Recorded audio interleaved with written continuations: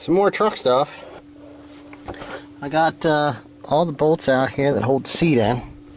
So I'm going to be pulling the seat out and the vinyl cover in here, so that maybe possibly if I need to, I can use a hole saw and drill some really small holes above where the body mounts come through, so that I can get in there with the torch head to heat them to get them off, because they look pretty rusty from what I can see.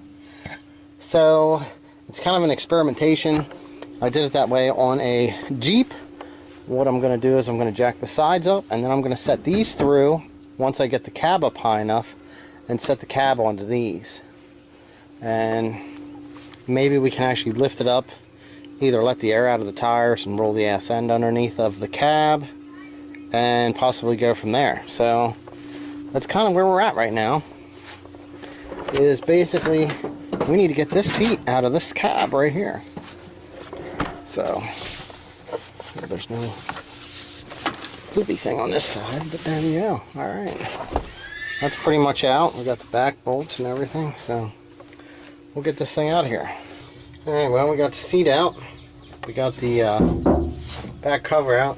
Looks like there was a window in here broken at one time. There's some glass laying, so I mean, which is typical. Sometimes you see that in cars you're tearing apart.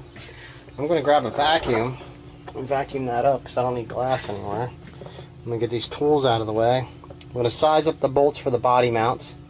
I got a couple things I got to disconnect out front. I got to undo this one heater core hose here, and like this up here. We're just going to undo the bracket because we're not going to unplug the relay. And I believe there is these wiring here. We're going to have the throttle cable that we're going to have to undo, which shouldn't be too bad. Looks like it should just push clip and slide through like that, and we just got to unhook it from the I don't know, the electronic throttle body with the two injectors in it. I'm not sure what you call these. I'm not quite sure. We have the speedo cable, the oil pressure line, which from previous experience I don't prefer plastic, but if we can do something, we won't rehook that up.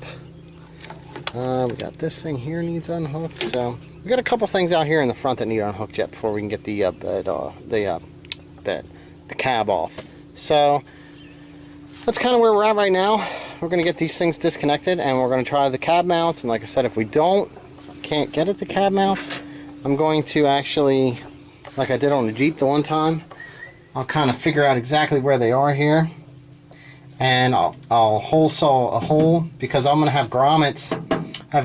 I'll measure the grommets that I have, and I'll drill the hole to fit, and we'll go that way.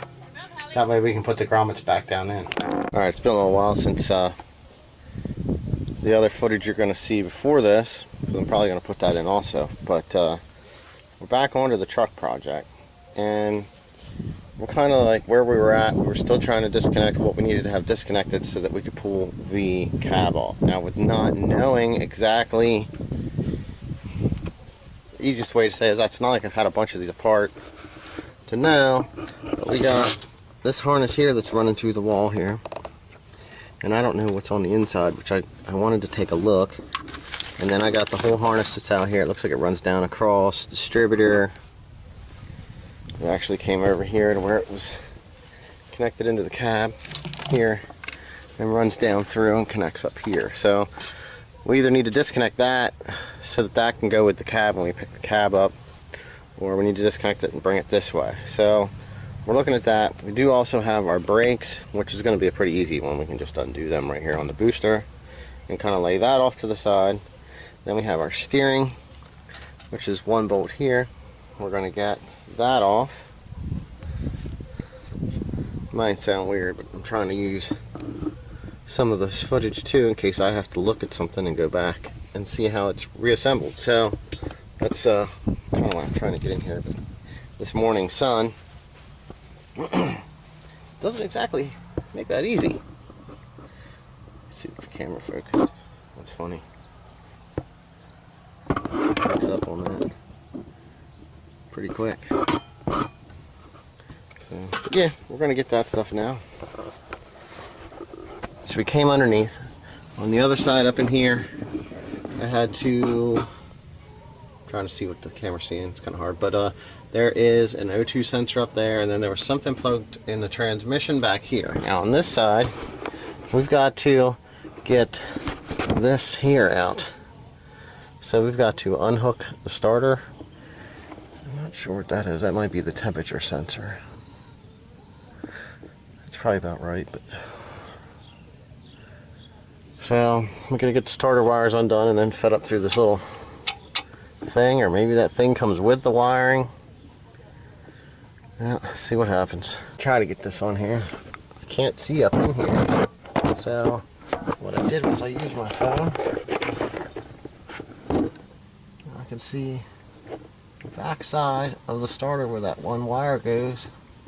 See that there's a bolt back there. So that's just a phone use, that's all.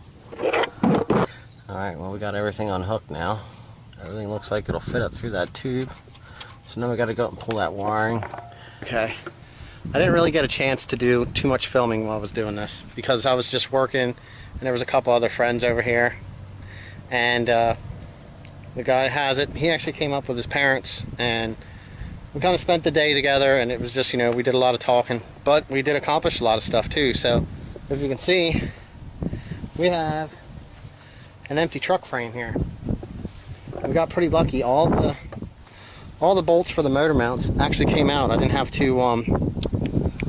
to heat anything up with the torch or anything like that. So I can kind of show you what I did for that. Walk over here and take a look at the cab.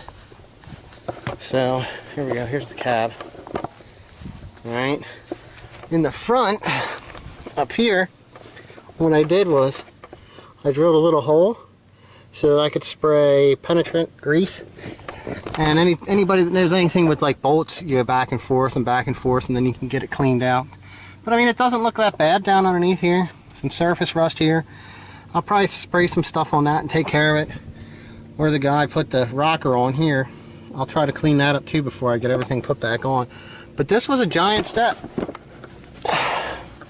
Getting this off of here. You can see right here. Had the wires out. Actually, one of my neighbors down the road, he came up and was hanging out for a couple hours. He helped out with it. And we got it together. I didn't have any more 4x4s, if you can tell.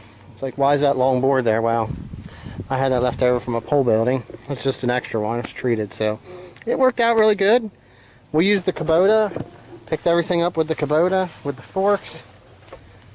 Got everything on.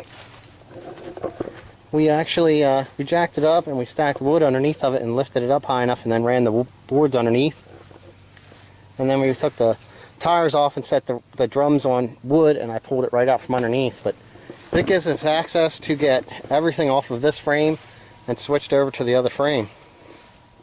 So I kind of feel bad that I didn't get enough of that stuff filmed to actually add in here. So I'll get everything together and try to come up with some film footage here. I'll get this added together, and if I feel I got to add some more, I will.